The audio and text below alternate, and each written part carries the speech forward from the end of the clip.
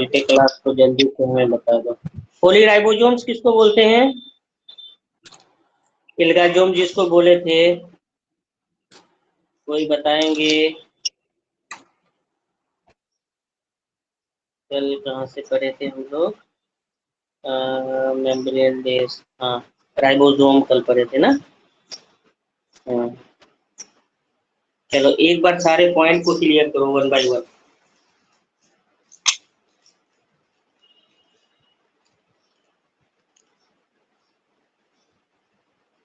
जल्दी जल्दी आलिया बताएंगे राइबोसोम के रिगार्ड जो सब पॉइंट है। क्या पॉइंट लिखे थे कल बेटा? स्मॉलेस्ट सेल ऑर्गेनेल बोला Ribosome is था। the smallest. Yes, sir. क्या बेटा? Membraneless cell organ. हाँ मेरा हेडफोन में फोन नहीं आ रहा।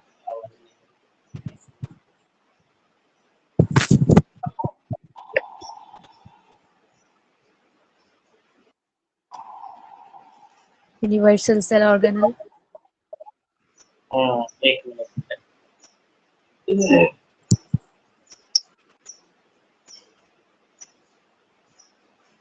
और राइबोसोम को हम लोग प्रोटीन फैक्ट्री बोलते हैं क्या? अभी संक्षिप्त में देखेंगे। प्रोटीन फैक्ट्री भी बोलते हैं। क्यों बोलते हैं? क्योंकि यहाँ पे प्रोटीन सिंथेसिस होती है ना? प्रोटीन सिंथेसिस होती है, ठीक है। उसके अलावा हम लोग क्या बोले थे? स्मॉलेस्ट मेम्ब्रेनलेस, है ना? उसके बाद बोले थे एक क्वेश्चन यहाँ पे हम लोग किए थे लाइसोसोम के रिगार्ड। लाइसोसोम मेम्ब्रेन होता है और सबसे स्मॉलेस्ट है ना? द स्मॉलेस्ट मेम्ब्रेन बोर्न सेल ऑर्गेनेल में लाइसोसोम बोले थे, है ना? तो राइबोसोम के लिए हम लोग एक वर्ड बोले थे प्लेट पार्टिकल्स। क्यों बोले थे? क्योंकि प्लेट एक साइंटिस्ट था जिन्होंने सबसे पहले डिस्कवर किया था। इसी वजह से इसको क्या बोलते हैं? Also called plate particles.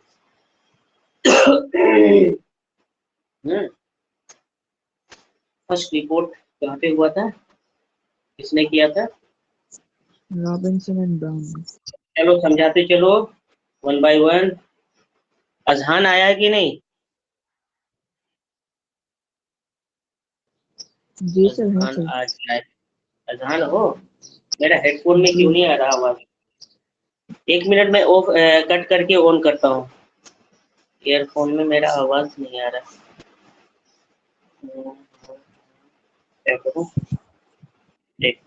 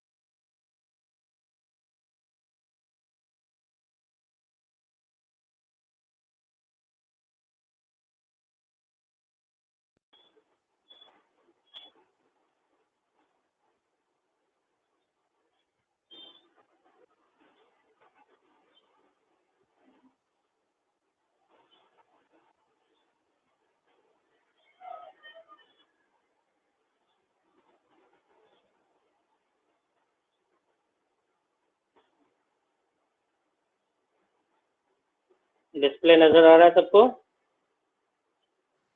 Yes, sir. जी सर। 4 है ना।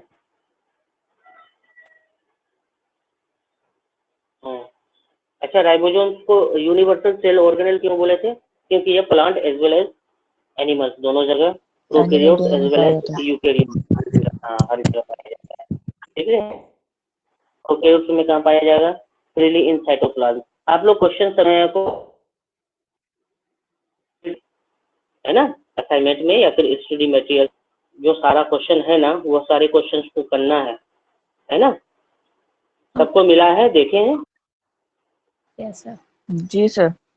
है ना? हाँ, तो उस क्वेश्चन को आपको बनाना है। यूकैरियोट्स में कहाँ मिलेगा? साइटोप्लाज्म में फ्रीली रहेगा, न्यूक्लियर मेम्ब्रेन में रहेगा, एंडोप्लाज्मिक रेटिकुलम में, ये सारी जगह पे ये पाया जाएगा। कहाँ और पाया जाएगा? प्लास्टिडियल राइबोसोम्स भी होंगे, माइटोकॉन्ड्रियल राइबोसोम्स भी होंगे, जो प्लास्टिड और माइटोकॉन्ड्रिया में पाया जाएगा। केमिकल कंपोजिशन में हम लोग देखे थे आरएनए एंड प्रोटीन, है ना? प्रोटीन आउटर कवर था और आरएनए जो है ना जेनेटिक मटेरियल राइबोसोम में जो इनर साइड में था। इन्हीं दोनों से राइबोसोम का क्या हुआ? कंस्ट्रक्शन हुआ। ठीक है, फिजिकल स्ट्रक्चर देखो, फिजिकल स्ट्रक्चर हम लोग देख रहे हैं। तो यहाँ पे प्रोटीन आरएनए है ना, जो प्रोटीन वाला पार्ट आउटर कवर है और इनर वाला मटेरियल्स है, जो आउटर कवर है वो किसका बना हुआ? प्रोटीन का बना हुआ। मैं लिखता हूँ प्रोटीन, दिख रहा है मैं जो लिख रहा हूँ, है ना? अब राइबोसोम्स का 2 सब यूनिट मैंने बात किया था, एक स्मॉलर सब यूनिट, एक लार्जर सब यूनिट। किस पे अरेंज होता है? क्वेश्चन पूछा जाएगा, आपके क्वेश्चन जो दिए हैं उसमें भी होगा, है ना? एमआरएनए स्ट्रिंग पे ये राइबोसोम्स क्या होता है? अटैच होता है, ये एसोसिएट होता है। एसोसिएशन डिसोसिएशन कब होती है? ये भी बातें याद रखना है। कब होती है?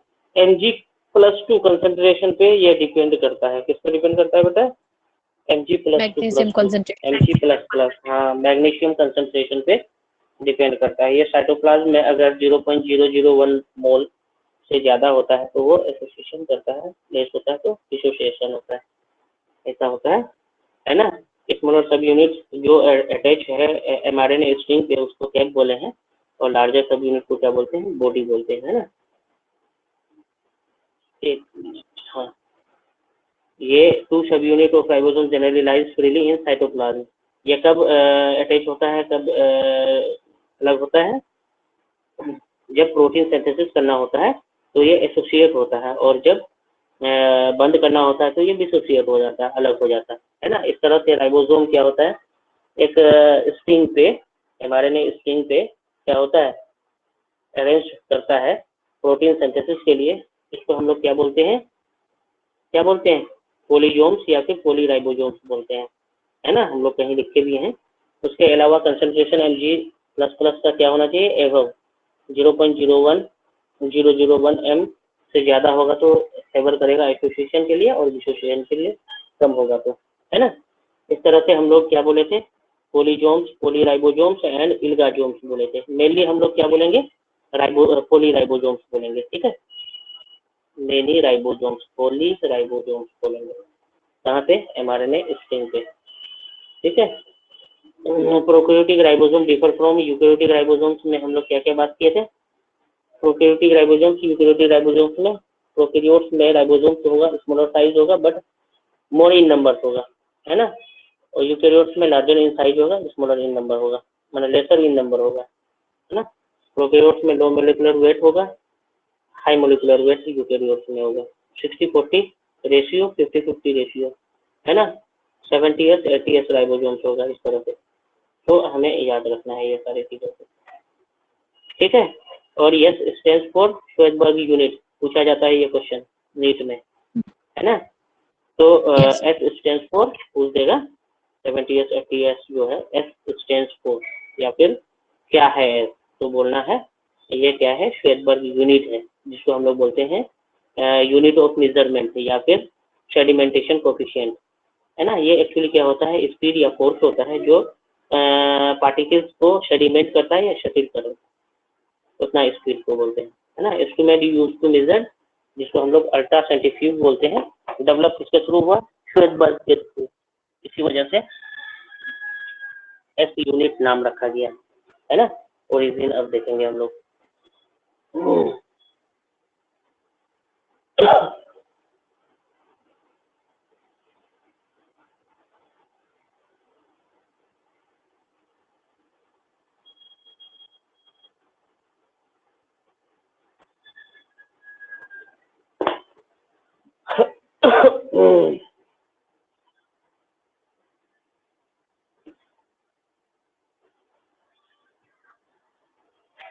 ओरिजिन में हम लोग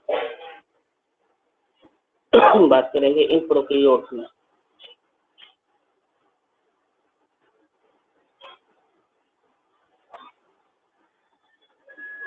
प्रोकैरियोट्स में पहले बात करते हैं, एक दो पॉइंट देखते हैं।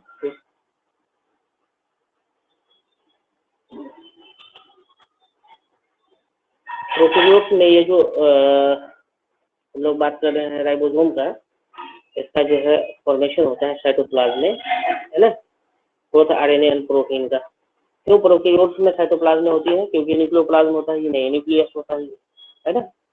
न्यूक्लियोप्लाज्म और साइटोप्लाज्म मिक्स होता है। सबको आवाज आ रही है मेरी? आ रही है? जी सर। इसका कंप्लीटली फॉर्मेशन जो होता है, completely formed with in cytoplasm. Prokaryotes में, यूकैरियोट्स में साइटोप्लाज्म न्यूक्लियोप्लाज्म अलग होता है, इसी वजह से वहां पे दूसरा ये होगा विद इन साइटोप्लाज्म। और यहाँ पे प्रोटीन का जो पार्ट्स है, आरएनए एंड प्रोटीन, ये राइबोसोम्स का जो पार्ट है, वो दोनों सिंथेसिस होती है कहाँ पे? आरएनए कर दो, आरएनए, और दूसरा क्या कहोगे? प्रोटीन। दोनों का सिंथेसिस यहीं पे होता है। मैं प्लस करके लिखता हूँ कंबाइंड फॉर्म में। दोनों का फॉर्मेशन कहाँ पे होता है? साइटोप्लाज्म में होता है। कहाँ पे होता है?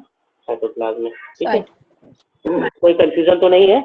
जो आरएनए का पार्ट है, ये आरएनए का हम लोगों ने लार्जर सब यूनिट और स्मॉलर सब यूनिट बोला था। ये कवर वाला प्रोटीन पार्ट होता है और अंदर वाला आरएनए होता है। कौन सा आरएनए? RNA, ribosomal RNA.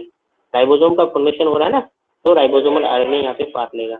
और इसको हम लोग क्या बोलते हैं? क्या बोलते हैं इसको? सॉरी, ऊपर वाला पार्ट होगा ना, तो ऊपर वाला कवर वाला पार्ट जो होगा, ये प्रोटीन कोट होता है राइबोसोम का, है ना। राइबोसोम कोट लाइक दिखता है बट मेम्ब्रेन लेस होता है। प्रोटीन का इस तरह से मेम्ब्रेन दिखाते हैं बट मेम्ब्रेन लेस होता है, ये चीज याद रखना, है ना। अब हम लोग यूकैरियोट्स में देखेंगे।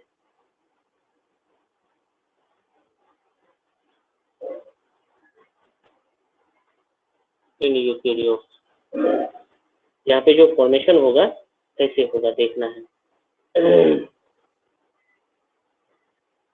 ये पार्शली साइटोप्लाज्म में फॉर्मेशन होता है और पार्टली न्यूक्लियोप्लाज्म एंड साइटोप्लाज्म में। न्यूक्लियोप्लाज्म में आरएनए का फॉर्मेशन होता है और साइटोप्लाज्म में राइबोसोमल प्रोटीन का फॉर्मेशन होता है। कहाँ पे? यूकैरियोट्स में। तो हम लोग पॉइंट को मेंशन करते हैं। पॉइंट इस तरह से हम लोग मेंशन करेंगे, partly form with in nucleoplasm,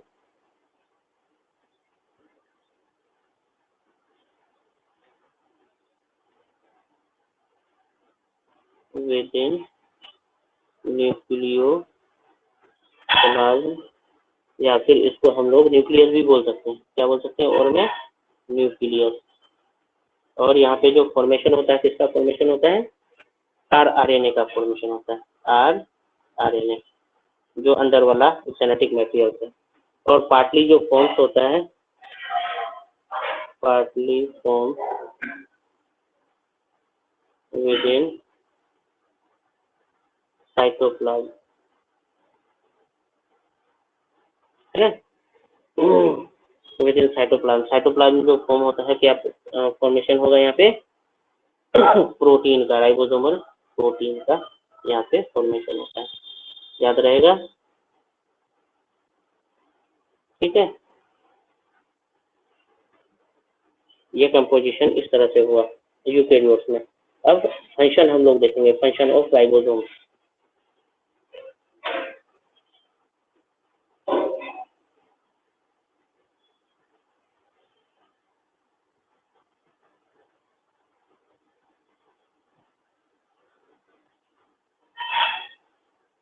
ribosome का जो फंक्शन होगा वो हम लोग अब देखेंगे। क्या क्या फंक्शन है कोई बताएंगे?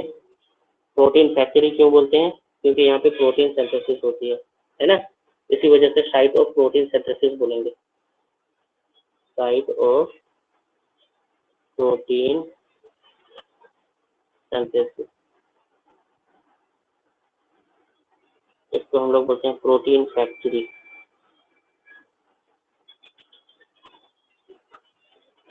क्योंकि यहाँ पे प्रोटीन का फॉर्मेशन होता है, राइबोसोम ही प्रोटीन का क्या करता है, फॉर्मेशन होता है। अब यहाँ पे प्रोटीन फैक्ट्री बोले हैं। प्रोटीन जो है एक्चुअली क्या है, स्ट्रक्चरल और फंक्शनल यूनिट होता है प्रोड्यूस होता है फ्री राइबोसोम्स जनरली जो यहाँ पे यूटिलाइज होता है बाय द सेल्स होता है। जो प्रोटीन सिंथेसिस होती है वो एक्चुअली देखते हैं हम लोग, पहले पॉइंट्स को मेंशन करते हैं।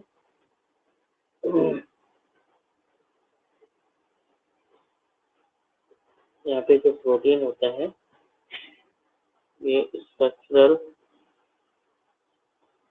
एंड फंक्शनल प्रोटीन होता है और ये प्रोड्यूस बाय फ्री राइबोसोम्स। ये जो होती है इसका प्रोडक्शन जो होती है produce by free ribosome.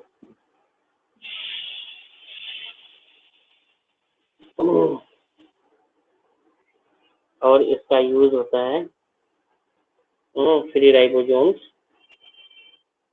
Are generally utilized by the cell, generally utilized by the cell। क्या समझे पॉइंट को?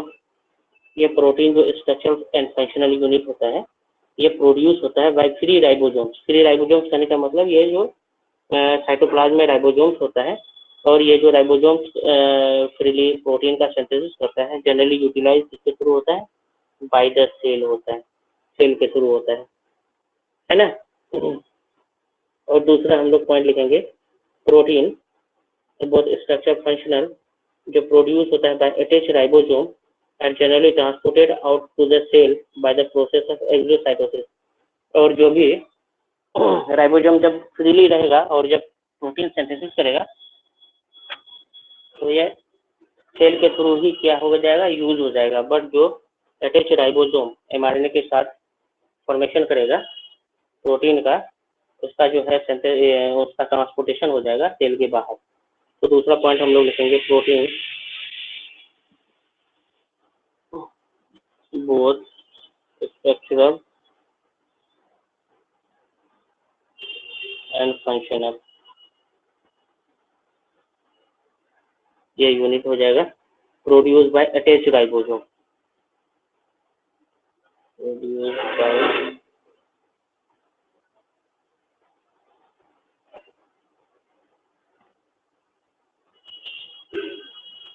इसका जो प्रोडक्शन होगा इसका यूज क्या होगा, are generally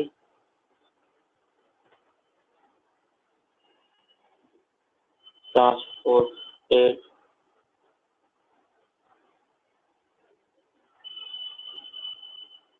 out of the cell by the process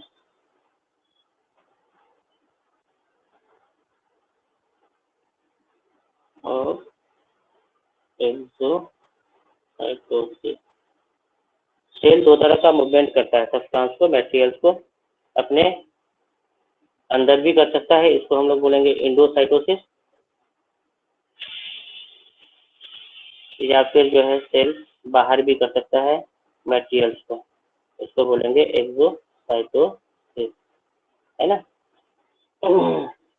phagocytosis में ये सारा कुछ आता है, एज ए सॉलिड सब्सटेंस को लेगा, एज ए लिक्विड सब्सटेंस को लेगा, है ना। तो फेगोसाइटोसिस के दो टाइप्स होते हैं, पिनोसाइटोसिस एंड फेगोसाइटोसिस। तो सॉलिड सब्सटेंस होगा तो उसको हम लोग बोलेंगे फेगोसाइटोसिस, और अगर लिक्विड सब्सटेंस होगा तो उसको हम लोग क्या बोलेंगे, पिनोसाइटोसिस। तो यहाँ पे जो प्रोटीन का सिंथेसिस होता है ये यूज सेल के थ्रू नहीं होगा, ये सेल से बाहर चला जाएगा, एक्सपोर्ट हो जाएगा, है ना। तो इसको हम लोग क्या बोलेंगे, एक्सोसाइटोसिस। सेल से सब्सटेंस बाहर की तरफ मूव कर गया, क्या बोलेंगे, एक्सोसाइटोसिस बोलेंगे, है ना। इसको हम लोग एक्सोसाइटोसिस बोलेंगे। ओके। अब हम लोग नेक्स्ट सेल ऑर्गेनेल को देखेंगे, वो होगा कौन, सेंट्रोजोम। सेंट्रोजोम सेल डिवीजन के टाइम में सेंट्रियोल्स क्या होता है, ऑपोजिट पोल की तरफ मूव करता है, जहाँ पे एस्ट्रल फाइबर का फॉर्मेशन होता है ना। तो हम लोग नेक्स्ट जो सेल ऑर्गेनेल पढ़ेंगे वो क्या होगा, सेंट्रोजोम होगा। हेडिंग डालना है अब सेंट्रोजोम को।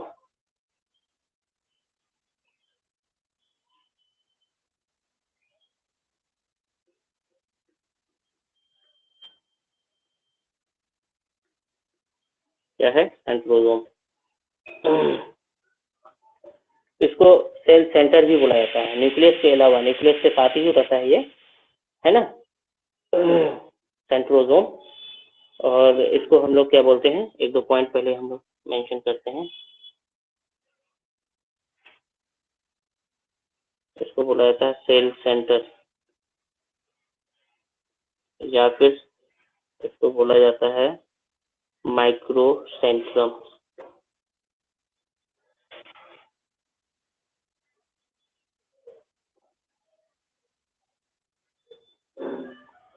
ये वर्ड बोला जाता है इसको, है ना। इसका वर्ड अगर देखेंगे बाय बोवेरी,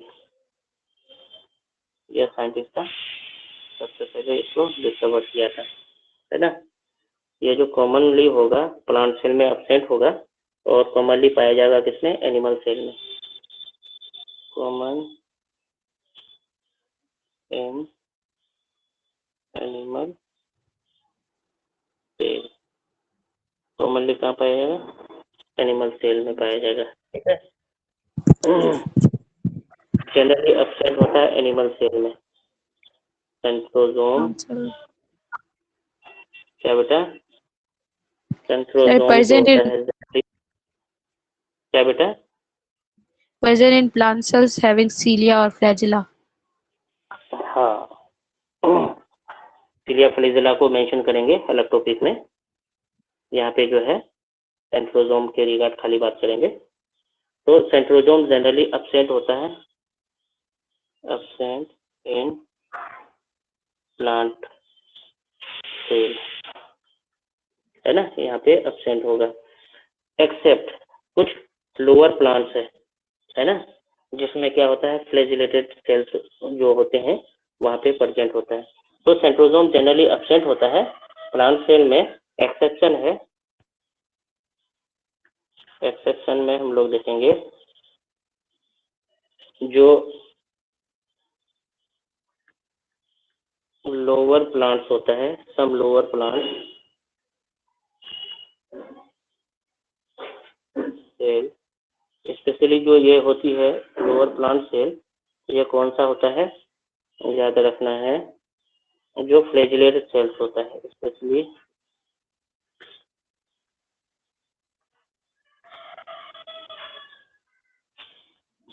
फ्लैजिलेटेड सेल। और फ्लैजिलेटेड सेल में जो मेनली मेंशन करेंगे हम, जैसे क्लेमाइडोमोनास,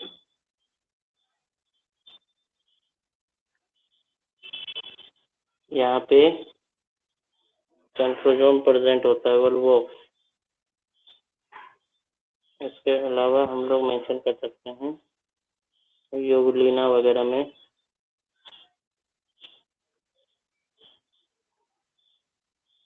इसके अलावा जो स्पोर्ट्स में जितने भी होते हैं,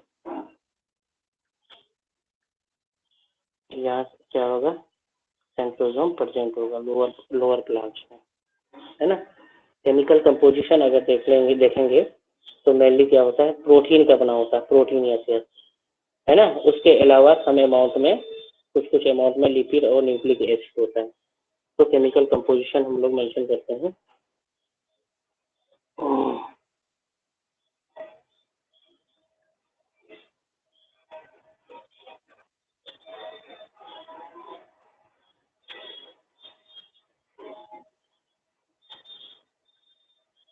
केमिकल कंपोजिशन में एक पॉइंट मेंशन करेंगे। ये जो मेनली होता है प्रोटीन का बना होता है, मेनली प्रोटीन क्या होता है, protein with some amount of lipid and with some amount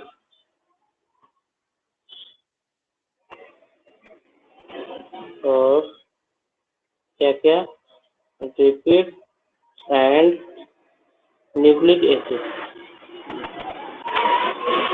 nucleic acid समझ में आता है, जो जेनेटिक मटेरियल होता है डीएनए, और उसी को बोलते हैं डीएनए एंड आरएनए को भी हम लोग न्यूक्लिक एसिड बोलते हैं, है ना, एनए न्यूक्लिक एसिड।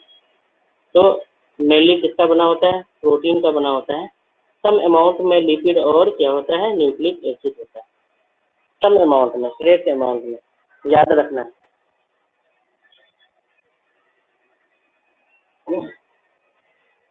तो जो सेंट्रोसोम होता है मेनली किसका बना होता है, प्रोटीन का बना होता है, प्रोटीन एक्सप्रेस होता है ना। सम अमाउंट में लिपिड होता है और न्यूक्लिक एसिड होता है। न्यूक्लिक एसिड आप समझते हैं हेरिडिटी मटेरियल होता है, जो पेरेंट्स टू ऑफस्प्रिंग ये क्या होता है, ट्रांसफर होता है ना।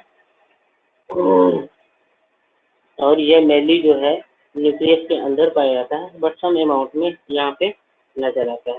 ठीक है, ये एक्चुअली जो न्यूक्लिक एसिड होता है इसके अंदर, तो जहाँ पे भी न्यूक्लिक एसिड डीएनए आरएनए होगा, ये सिर्फ सेल्फ रिप्लिकेटिंग सेल ऑर्गेनेल होगा। जैसे माइटोकॉन्ड्रिया और क्लोरोप्लास्ट में सर्कुलर डबल स्टैंडर्ड फॉर्म में न्यूक्लियोइड था,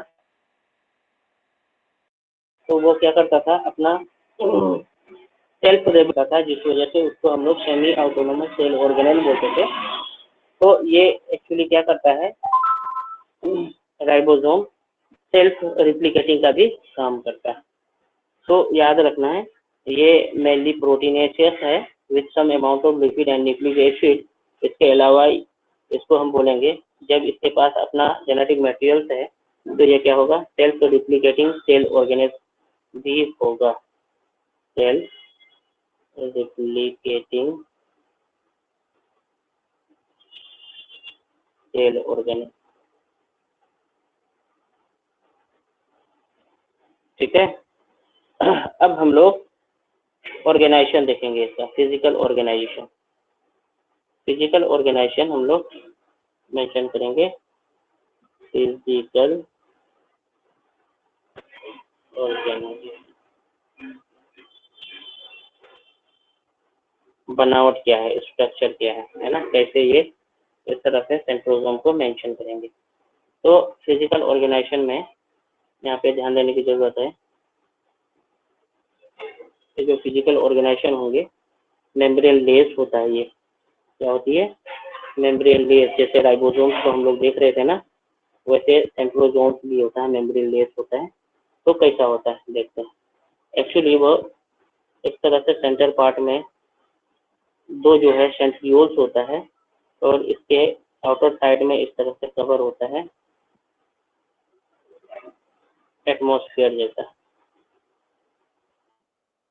जिसको हम लोग बोलते हैं सेंट्रोस्फियर। तो स्ट्रक्चर नजर आ रहा है, ये दो स्ट्रक्चर नजर आ रहा है, और बाहर में इस तरह से गैसियस फॉर्म्स में ये सेंट्रोस्फियर नजर आ रहे हैं, है ना। तो ये जो दो गोला है अंदर के साइड में, इसको हम लोग क्या बोलेंगे, सेंट्रियोल्स बोलेंगे। क्या बोलेंगे, सेंट्रियोल, है ना।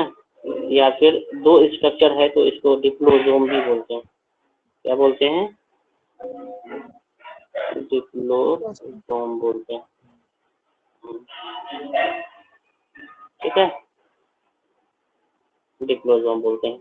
और बाहर का जो स्ट्रक्चर हमें नजर आ रहा है, ये एक्चुअली क्या है, सेंट्रोस्फियर है। क्या है, सेंट्रोस्फियर।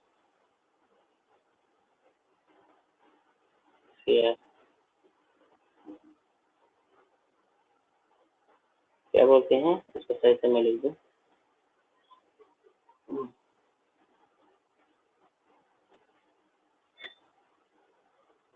सेंट्रोस्फियर बोलते हैं। है ना। अब यहाँ पे सेंट्रोजोम को हम लोग मेंशन करेंगे, है ना। तो दो सेंट्रियोल और फिर बाहर में जो इन्वायरमेंट है उसको हम लोग सेंट्रोस्फीयर बोलते हैं। एटमॉस्फेयर जैसा स्ट्रक्चर हमारी चारों तरफ जैसे है, वैसे सेंट्रियोल्स के चारों तरफ क्या है, सेंट्रोस्फीयर है। अब ये सेंट्रोस्फीयर को मैं थोड़ा सा मेंशन करता हूँ इवेलुएट फॉर्म में, है ना। तो ये दो सेंट्रियोल्स को मैं मेंशन करता हूँ बीच में, और फिर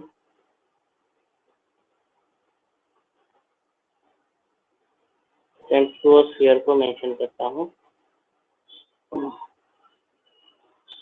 इसके चारों तरफ। मैं इसको थोड़ा डिटेल से देखता हूँ, है ना। ये स्ट्रक्चर हमें नजर आ रही है। इसको थोड़ा अगर माइक्रोस्कोप से देखेंगे तो वो इस तरह से नजर आएंगे। दो सिलेंड्रिकल बॉडी होगा बीच में, जिसको हम लोग जिस कलर से दिए हैं सेम कलर वहाँ पे मेंशन करते हैं। इस तरह से सिलेंड्रिकल फॉर्म में दो बॉडी नजर आता है। यही एक्चुअली क्या है, सेंट्रियोल्स है। और इसके ऊपर इस तरह से क्या है, एक स्फीयर है।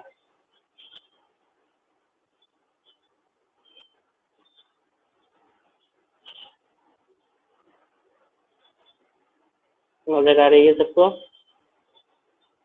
Yes, sir. है ना। अब दो सेंट्रियोल में से एक सेंट्रियोल को बड़ा करके देखते हैं हम लोग। बड़ा करके इस तरह से देखते हैं तो एक सेंट्रियोल हमें इस तरह से नजर आएगा। कैसा नजर आएगा, इस तरह से नजर आएगा, है ना। ये क्या है, सेंट्रियोल है। इसमें 9 पेरिफेरल फाइब्रिल्स होता है। इसमें जो है ना 9 पेरिफेरल में फाइब्रिल्स होता है एक सेंट्रियोल में। मैं मेंशन करता हूँ जो कि पेरीफेरी पोजीशन पे रहता है। 3, 4, 5, 6, 7, 8 और 9 पेरीफेरल पोजीशन में मैं फाइब्रिल्स को मेंशन करता हूँ। ये क्या है, फाइब्रिल है ना।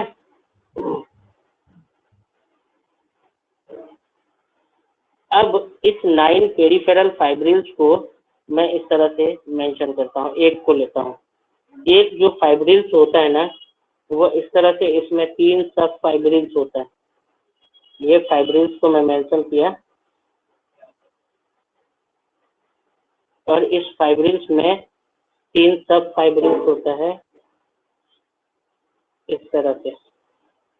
अंदर की बात है ना ये।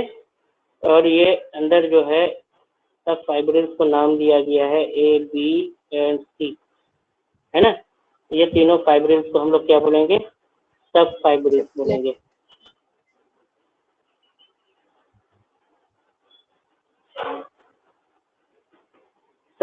सब यूनिट बोलेंगे या फिर सब फाइब्रिल्स बोलेंगे, है ना।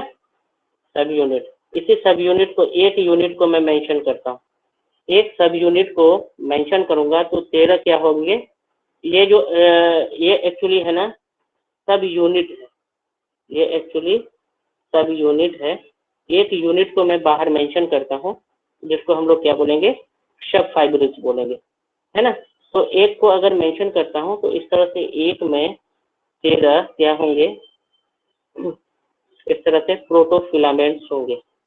ऐसा 1, 2, 3, 4, 5, 6, 7, 8, 9, 10, 11, 12 और 13। इस तरह से ये जो होंगे क्या होंगे, सब फाइब्रिल्स होंगे, सब फाइब्रिल होंगे, है ना। तो इसको अगर मेंशन करूँ मैं 1, 2, 3, 4, 5, 6, 7, 8, 9, 10, 11, 12 और 13। इस तरह से सब फाइब्रिल्स होते हैं, है ना। और इस तरह से सब फाइब्रिल्स जो होता है जिसको हम लोग सब यूनिट बोलते हैं, ये एक यूनिट जो बना होता है प्रोटोफिलामेंट का बना होता है। ये जो एक यूनिट हम अगर नजर लगाएंगे तो ये each unit made up of protofilament. Protofilament और एक फिलामेंट को अगर मैं मेंशन करूं तो इस तरह से वो ट्यूबुलिन प्रोटीन का बना होता है।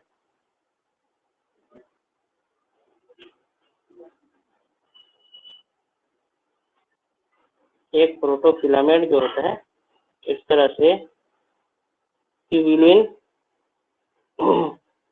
प्रोटीन का क्या होता है, प्रोटोफिलामेंट होता है। प्रोटोफाइब्रिल्स जो एक्चुअली एक प्रोटोफाइब्रिल्स को देखेंगे तो वो इस तरह के ट्यूबुलिन प्रोटीन का प्रोटोफिलामेंट से बना होता है। ये क्या है, प्रोटोफिलामेंट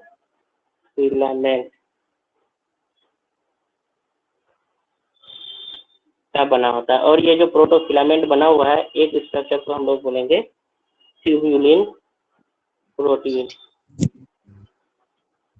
ये ट्यूबुलिन प्रोटीन का बना होता है। ध्यान से एक बार मेंशन करो, ये सेंट्रोसोम्स को मैंने मेंशन किया पहले। सेंट्रोसोम इस तरह से कैसा है, स्ट्रक्चर है, दो सेंट्रियोल सिलेंड्रिकल फॉर्म में और उसके अराउंड क्या है, सेंट्रोस्फियर। ये चीज है। इस सेंट्रियोल को मैंने थोड़ा सा बड़ा करके देखा, बाहर निकाला, इस तरह से 9 प्रोटोफिलामेंट फाइब्रिल्स हमें नजर आए। क्या है, पेरिफेरल फाइब्रिल्स। इस पेरिफेरल फाइब्रिल्स को के इस यूनिट को निकाला है ना, जिसको हम लोग फाइब्रिल्स बोले। ये सब यूनिट में बटा हुआ है, 3 सब यूनिट है। 3 सब यूनिट के इच सब यूनिट में कितने सब फाइब्रिल्स है, 13 सब फाइब्रिल्स है। और एक फाइब्रिल जो सब फाइब्रिल्स है वो किससे बना हुआ है, प्रोटोफिलामेंट से बना हुआ है। एक प्रोटोफिलामेंट किससे बना हुआ है, ट्यूबुलिन प्रोटीन से बना हुआ है, जिसको हम लोग क्या बोलते हैं, प्रोटोफिलामेंट बोलते हैं, है ना। तो प्रोटोफिलामेंट किससे बना हुआ है, ट्यूबुलिन प्रोटीन से बना हुआ है। याद रखना है, ये ट्यूबुलिन क्या है, एक्चुअली एक प्रोटीन है।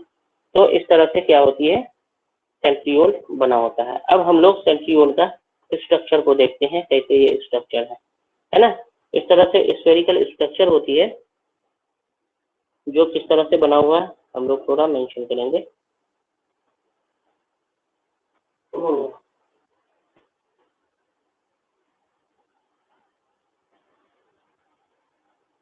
ये जो मैंने बनाया 3 स्ट्रक्चर, किसका स्ट्रक्चर बनाया, फाइब्रिल्स का स्ट्रक्चर बनाया। इस तरह कितने फाइब्रिल्स होंगे, 9 फाइब्रिल्स होंगे।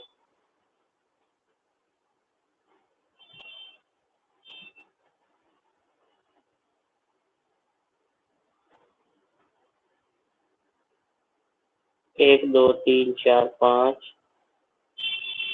6, 7, 8 और फिर इस तरह से 9 पेरिफेरल फाइब्रिल्स को मैंने इस तरह से मेंशन किया, है ना। अब इसमें जो स्ट्रक्चर है वो कैसे है, मैं किसको बनाया, फाइब्रिल्स को बनाया। फाइब्रिल्स में 3 सब यूनिट है, तीनों सब यूनिट को इस तरह से कैसे मेंशन करेंगे, A B C, A B C.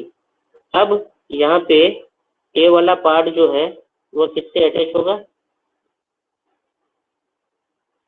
इस तरह से इसका जो अटैचमेंट होता है, ध्यान देंगे, ये ए वाला पार्ट सी के साथ, ए वाला पार्ट सी के साथ इस तरह से अटैच होता है। इस तरह से ए वाला सी के साथ अटैच होता है, ये स्ट्रक्चर फॉर्म होता है ना। और इसका जो है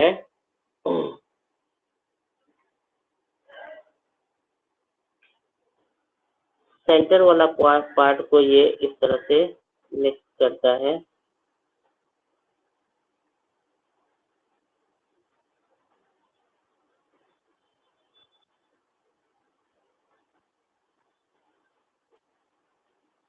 ये सेंटर पार्ट में इस तरह से जाके अटैच होता है।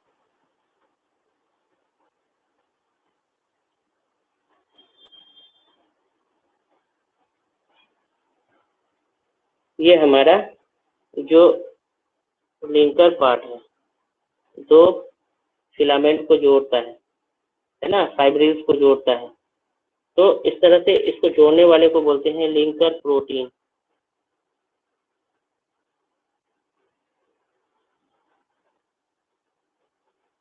और जो सेंट्रल पोजीशन में है इसको बोलते हैं हब या मीजल।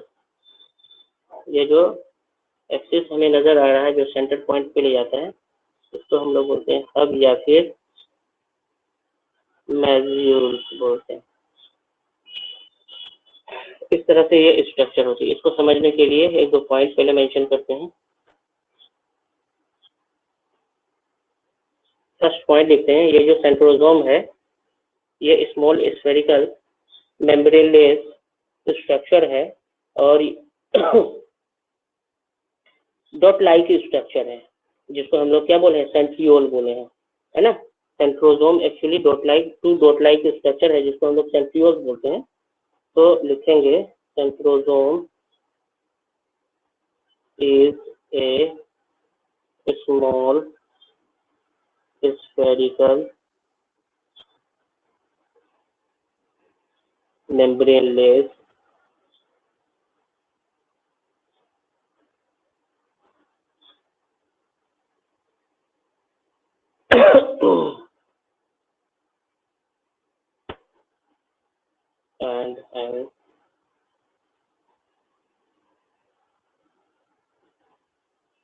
and hence cell organelle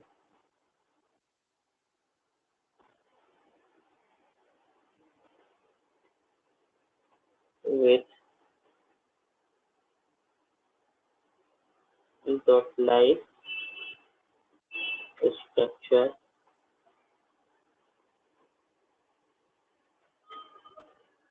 जिसको हम लोग क्या बोलते हैं, डॉट लाइक स्ट्रक्चर को कोई बताएंगे, सेंट्रियोल्स बोलते हैं। डॉट लाइक स्ट्रक्चर नजर आ रहा है। सेंट्रोसोम इज स्मॉल स्फेरिकल, क्या है, स्मॉल है, स्फेरिकल मेम्ब्रेनलेस, और जिसको हम लोग क्या बोलते हैं, enhance cell organelle with dot like structure. और इस डॉट लाइक स्ट्रक्चर को हम लोग क्या बोलते हैं, सेंट्रियोल बोलते हैं। यही तो है, दो डॉट लाइक स्ट्रक्चर है, इसी को तो बोलते हैं सेंट्रोसोम का डॉट लाइक स्ट्रक्चर को हम लोग क्या बोलते हैं, सेंट्रियोल बोलते हैं। इसी को हम लोग सेंट्रियोल बोलते हैं। ओके, नेक्स्ट पॉइंट देखना। ये जो सेंट्रियोल्स होता है पेयर्ड फॉर्म में होता है, इसी वजह से इसको क्या बोलते हैं, डिप्लोसोम बोलते हैं। Pair of centrioles, pair of centriole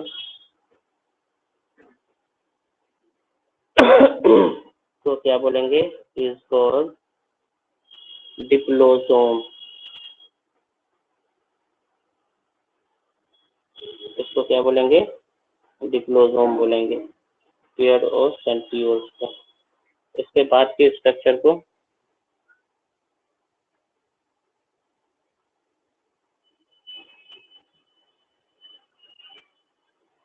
देखते हैं।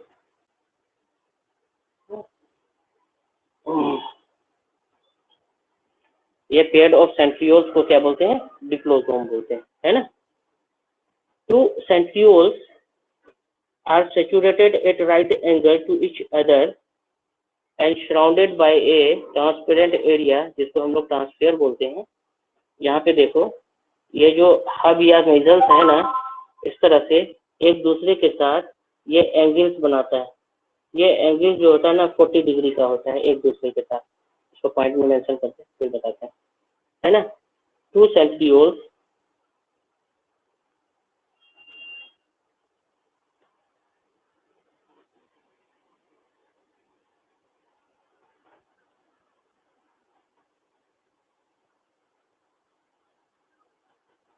situated at right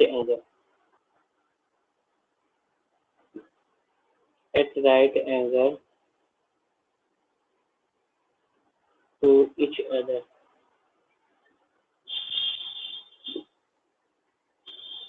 and surrounded by a transparent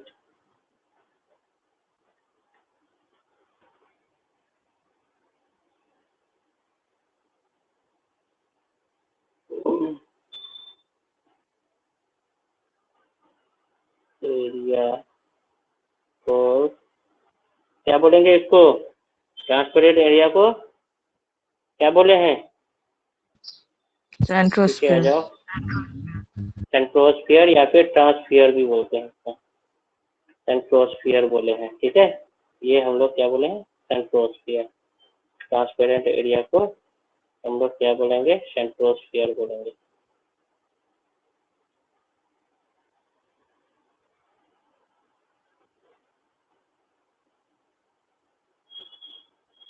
सेंट्रोस्फीयर या फिर इसको हम लोग बोलते हैं ट्रांसफियर,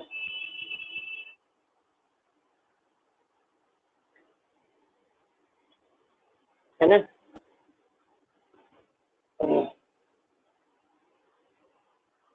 दूसरा पॉइंट हम लोग देखते हैं यहाँ पे। इस पॉइंट को समझने के लिए क्या बोलोगे? ये जो सेंट्रियोल्स हम लोग देख रहे हैं at right angle to each other है, क्या है? एक दूसरे के साथ 90 डिग्री का यहाँ एंगल बनाता है, इसी को बोलते हैं एंगल क्या है? 90 डिग्री का है ना। तो सेंट्रोजोम में जो सेंट्रियोल्स होता है वो एक दूसरे के साथ क्या होता है? एट राइट एंगल पे क्या होती है? एग्जिस्ट करता है। और इसके अराउंड जो ट्रांसपेरेंट एरिया है जिसको हम लोग क्या बोलते हैं? सेंट्रोस्फीयर या फिर ट्रांसफियर, है ना। ये एंगल्स कितना है? 90 डिग्री का एंगल्स को बनाता है, ठीक है।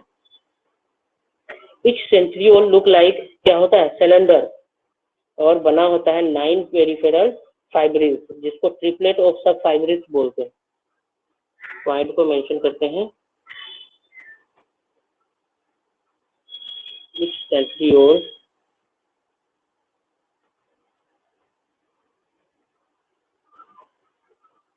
looks like a cylinder, cylinder जैसा नजर आता है ना। एंड कंसिस्ट ऑफ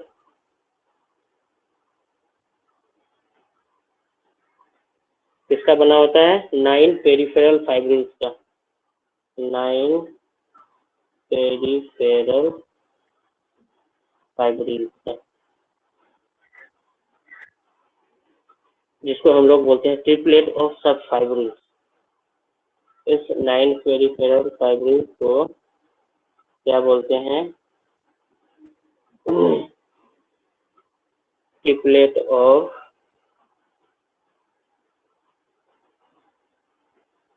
सब फाइब्रिल्स, याद रखना है ये, ठीक है।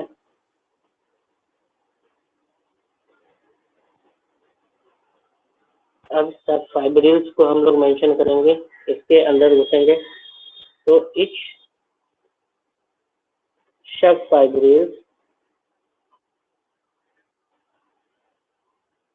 जो होता है कंसिस्ट ऑफ 13 क्या? Protofilament.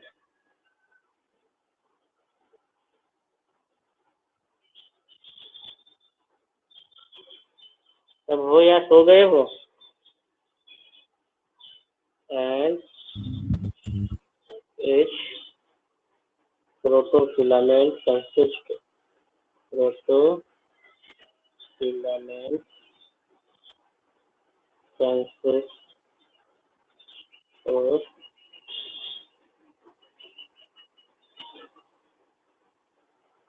a row of globular protein molecules,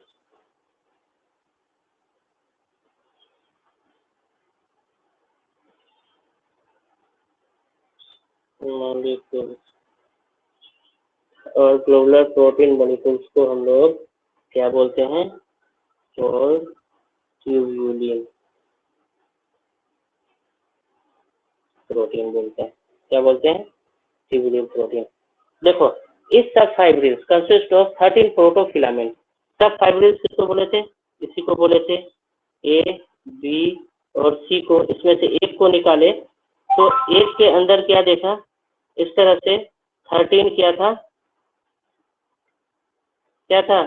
protofilament था, है ना। एक प्रोटोफिलामेंट को देखा, कंसिस्ट प्रोटोफिलामेंट को देखा तो ये बना हुआ था रो ऑफ ग्लोबुलर प्रोटीन। एक को निकाला तो एक कितने ग्लोबुलर प्रोटीन का बना हुआ था? ट्यूबुलर प्रोटीन का एक्चुअली बना हुआ था, इन्फिनाइट ट्यूबुलर प्रोटीन का ये कंसिस्ट था। तो इस तरह से ये स्ट्रक्चर हम लोगों ने देखा, है ना। अब यहाँ पे देखो, ये जो 9 पेरिफेरल फाइब्रिल्स है, ये सेंट्रियोल से ये क्या है? 9 peripheral fibrils of each centriole are against parallel to one another, making an angle of 40 degree with the क्या imaginary central axis। यहाँ पे जो ये central axis नजर आ रहा है ना, ये central axis है जिसको हम लोग हब बोलते हैं। ये एक्चुअली देखो कितना डिग्री का एंगल बनाता है? ये एक दूसरे के साथ 40 डिग्री का, है ना। और ये 40 डिग्री के एंगल बना के इमेजिनरी एक्सिस, ये क्या है? इमेजिनरी एक्सिस है जहाँ पे आके सारा हब मिला है। इसको बोलते हैं ना, साइकिल का जो दूरी होता है पहिया, उसको आके कहाँ पे मिलता है? हब पे मिलता है ना। तो ये एक दूसरे के साथ कितना 40 डिग्री का एंगल बना के ये इस तरह से एग्जिस्ट करता है। नेक्स्ट पॉइंट हम लोग देखेंगे। नेक्स्ट पॉइंट में लिखेंगे 9 पेरिफेरल फाइब्रिल्स।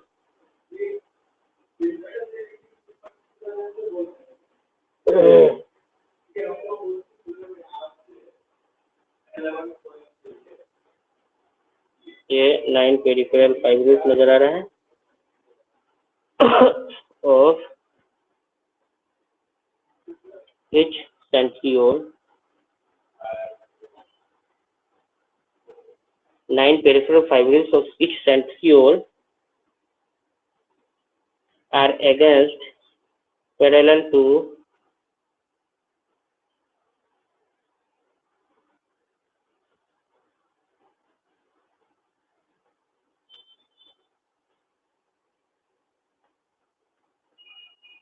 one another, है ना, making an angle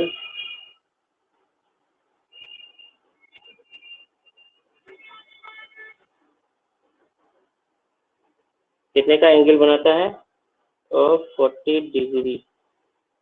किसके साथ बनाता है? With the imaginary central axis, with the imaginary central axis,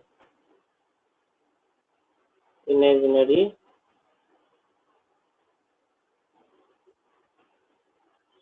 central axis।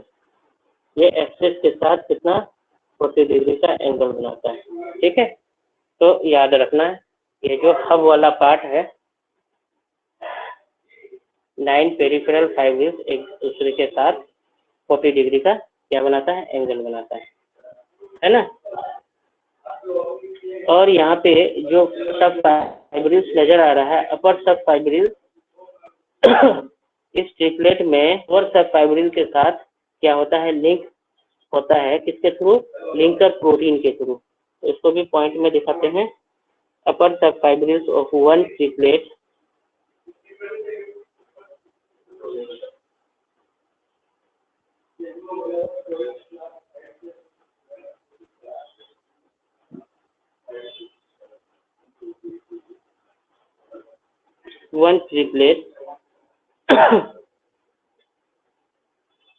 is connected with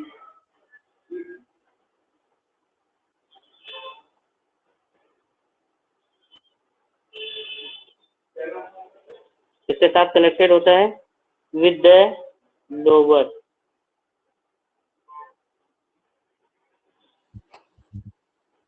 सब fibril.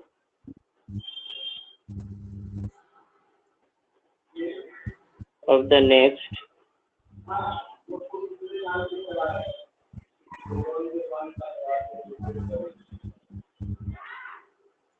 by link of linker protein.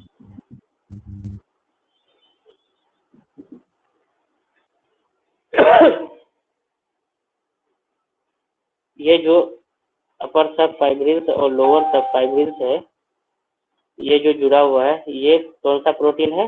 Linker protein. इसी की बात कर रहे थे। एक दूसरे से जुड़ा हुआ है ना, अपर एंड लोअर में ये लिंक करता है ना। किसके थ्रू लिंक होता है? लिंकर प्रोटीन के थ्रू सब फाइब्रिल्स इस तरह से अटैच होता है। अब जो लोअर सब फाइब्रिल्स है, ये अटैच कहाँ पे होती है? इमेजिनरी एक्सिस पे, इस तरह से। दूसरा अगर पार्ट लेंगे, ये भी इस तरह से जुड़ा होगा और ये इमेजिनरी एक्सिस होगा, है ना। तो lower sub fibrils of all the triplet are connected in the center with a protein mass, जिसको हम लोग क्या बोलते हैं? हब या मसल्स बोलते हैं, मसल्स बोलते हैं। पॉइंट को लिख लो। लोअर सब fibril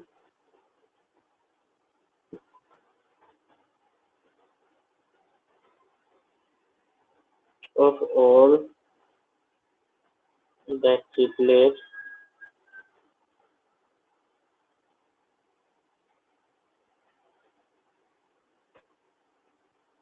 are connected in the center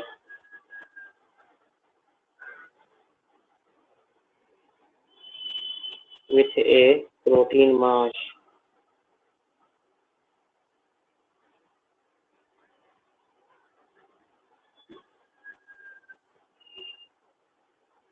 इस मास को क्या बोलते हैं?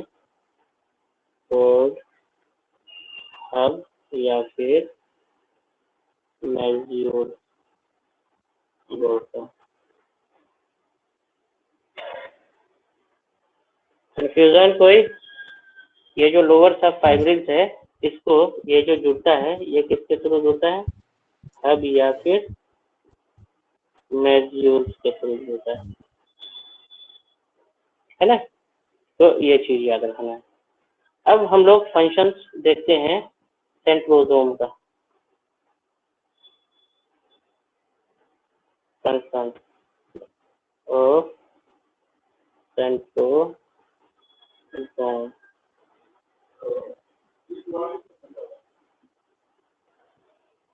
किसी को फुल्ली क्लियर ना हो तो कोई दिक्कत नहीं, टेंशन मत लेना। ये थोड़ा सा जो है बोर्ड पे बताएंगे और क्लास में, तो ये ज्यादा समझ में आएगा। अब सेंट्रोसोम का जो फंक्शन है, ये एक्चुअली क्या करता है? स्पाइंडल सेंटर का फॉर्मेशन करता है जब सेल डिवीजन होता है ना। ये डिटरमाइन करता है the formation of spindle center during cell division, और ये क्रोमोसोम्स को क्या करता है? ऑपोजिट पोल की तरफ क्या करता है? खींच के ले जाता है ना। सेंट्रोसोम का अगर फंक्शन हम लोग देखेंगे, फर्स्ट फंक्शन क्या होगा? ये डिटरमाइन करता है, determine the formation of spindle centre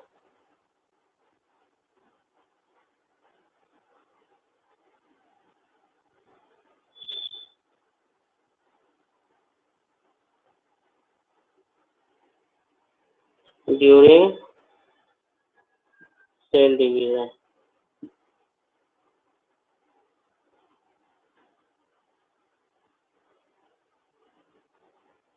actually ये ऑपोजिट पोल की तरफ ये सेंट्रियोल्स मूव करता है और ये क्या करता है? स्पाइंडल सेंटर का फॉर्मेशन करता है ना। इक्वेटोरियल प्लेन में इस तरह से क्रोमोसोम्स क्या होता है? अटैच होता है।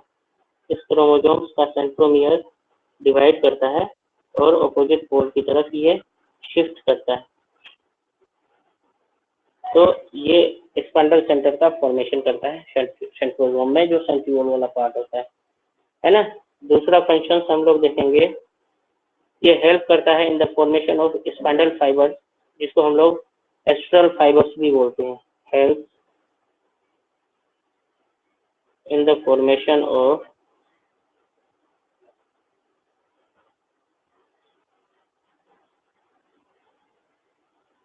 spindle fibers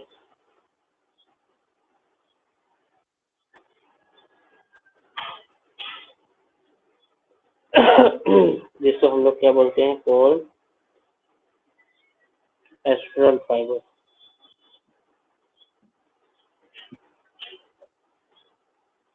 ठीक है, तो ये स्पाइंडल फाइबर फॉर्मेशन के लिए ये हेल्पफुल करता है। पहला तो स्पाइंडल सेंटर होता है जो इस तरह से क्या करता है, एस्ट्रल रेज का फॉर्मेशन करता है। बाद में ये हेल्प करता है इन the formation of spindle fibre या फिर एस्ट्रल फाइबर। देखते हैं कंटिन्यूअस है, डिसकंटिन्यूअस है, कैसा है एस्ट्रल फाइबर। तीसरा फंक्शन है इसका ये बेसल ग्रैनुल्स का फॉर्मेशन करता है जहां से फ्लैजिला, सीलिया, ओरिजिन होता है। ये दूसरा क्या करता है, helpful in the formation of blepharoblast, जिसको हम लोग बेसल ग्रैनुल्स बोलते हैं। हेल्पफुल इन द फॉर्मेशन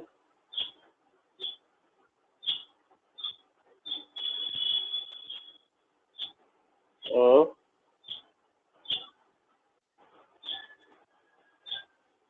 ब्लेफेरोब्लास्ट,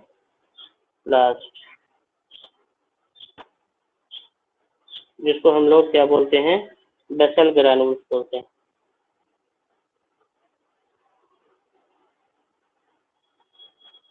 ये फॉर्मेशन करता है कौन, सेंट्रोसोम।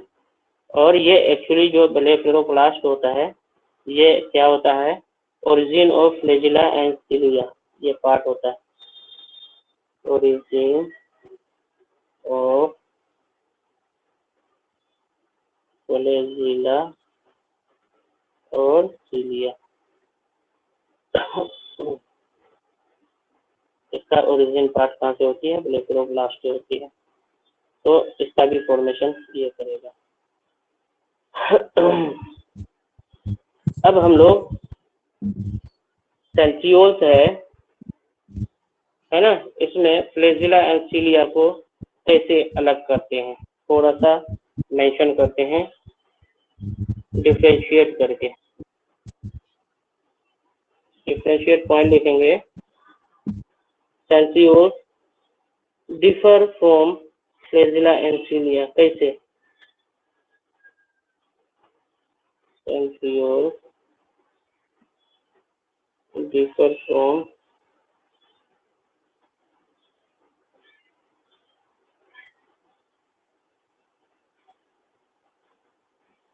फ्लैजिला एंड सीलिया, है ना। एक तरफ सेंट्रियोल को मेंशन करते हैं, दूसरी तरफ सीलिया फ्लैजिला को मेंशन करते हैं, है ना। सेंट्रियोल किस तरह से डिफरेंट है सीलिया और फ्लैजिला से, तो इसको हम लोग मेंशन करते हैं इस तरह। एक तरफ सेंट्रियोल को लेते हैं,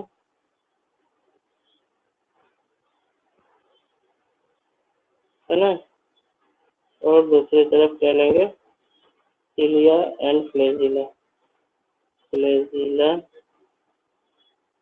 और सीलिया। ठीक है।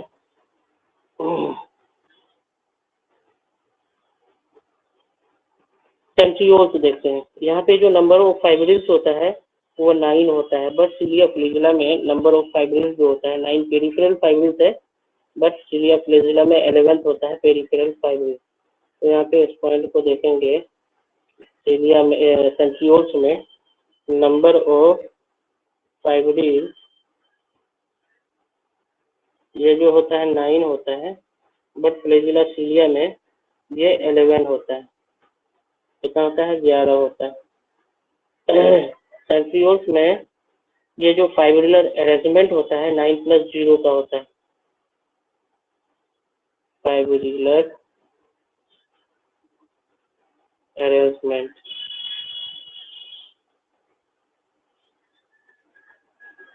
ये जो होता है 9+0 का होता है। सीलिया और फ्लैजिला में जो फाइब्रिलर अरेंजमेंट होता है 9+2 का होता है।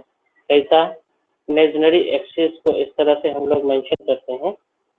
तो ये तो 9 पेरिफेरल होता है, जिसमें सेंट्रियोल्स में और इमेजिनरी एक्सिस एक दिखाते हैं, बट यहाँ पे फ्लैजिला सिलिया में ये 2 इमेजिनरी एक्सिस को हम लोग दिखाते हैं, है ना। तो यहाँ पे इस तरह से फ्लैजिला सिलिया में डिफरेंट होता है। उसके बाद ये जो पेरिफेरल फाइब्रिल्स होता है ना, जिसको हम लोग यहाँ पे दिखाते हैं 1 2 3, इधर क्या दिखाएंगे? पेरिफेरल फाइब्रिल 2 ही होता है, इस तरह से डबलेट फॉर्म में। इधर क्या होता है? पेरिफेरल फाइब्रिल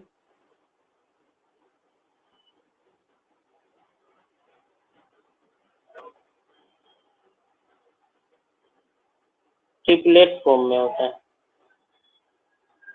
और इधर जो होती है डबलेट फॉर्म में होता है, डबलेट फॉर्म होता है ना। और यहाँ पे सेंट्रल फाइब्रिल जो होता है सिंगलेट फॉर्म में होता है।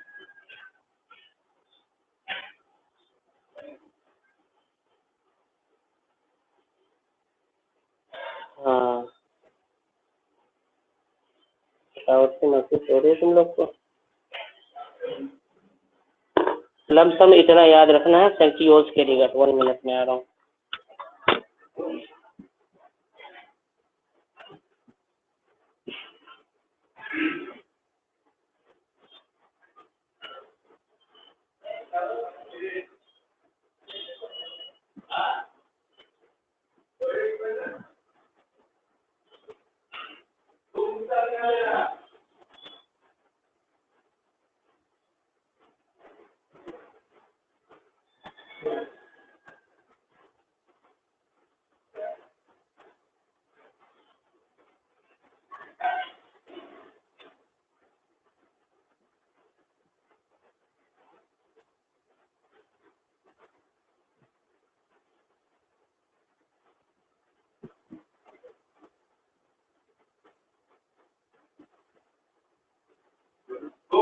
दिखाई दे रहा है।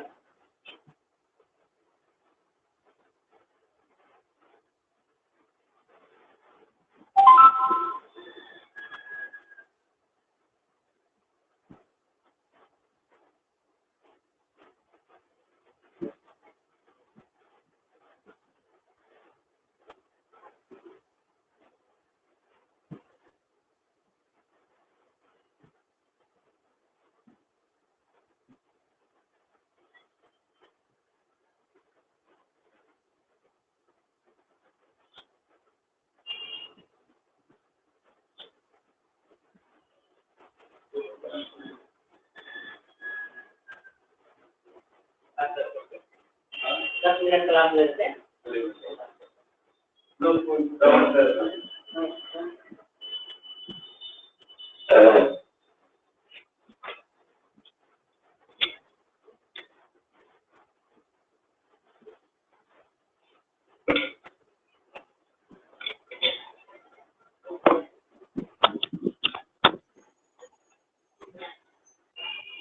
सबको है?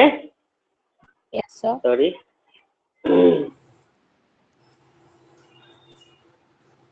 Sir. इसको जो है ना सेंट्रोसोम को एक बार बोर्ड में फिर क्लियर करेंगे, ठीक है? सबको हो? Yes, sir. अब जो हम लोग नेक्स्ट स्ट्रक्चर देखेंगे, है ना, जिसको हम लोग क्या बोलते हैं? सेंटर ऑफ द सेल बोलते हैं। हाँ, अभी केमिस्ट्री क्लास भी है बेटा 9:45 पे। छोड़ देता हूँ मैं, बस 2 मिनट में, 1 मिनट में। इसके बाद हम लोग न्यूक्लियस को देखेंगे, है ना। न्यूक्लियस के बाद न्यूक्लियस को देख के एंड करेंगे, ठीक है। उसके बाद जो है नेक्स्ट क्लास में हम लोग न्यूक्लियस देखेंगे। थोड़ा न्यूक्लियस को पढ़ के आना, सेंट्रोसोम को थोड़ा जितना समझ में आया उतना दिमाग में रखना, और फिर जो है इसको हम लोग समझेंगे, टेंशन मत लेना। आज तबीयत भी ठीक नहीं लगा। आप लोग को इतना में एड करते हैं। आप लोग केमिस्ट्री क्लास अभी है, ठीक है? तो केमिस्ट्री क्लास में सबको अटेंड हो जाइए। मैं इसको जो है ऑफ करता हूँ। स्टार्ट ठीक है, सर। चलो वालेकुम सलाम। सब तो बढ़िया से तैयारी करना, देखना और क्वेश्चन सब बनाना है ना, क्वेश्चन से बहुत सारी चीजें समझ में आने लगेगा। चलो अल्लाह हाफिज।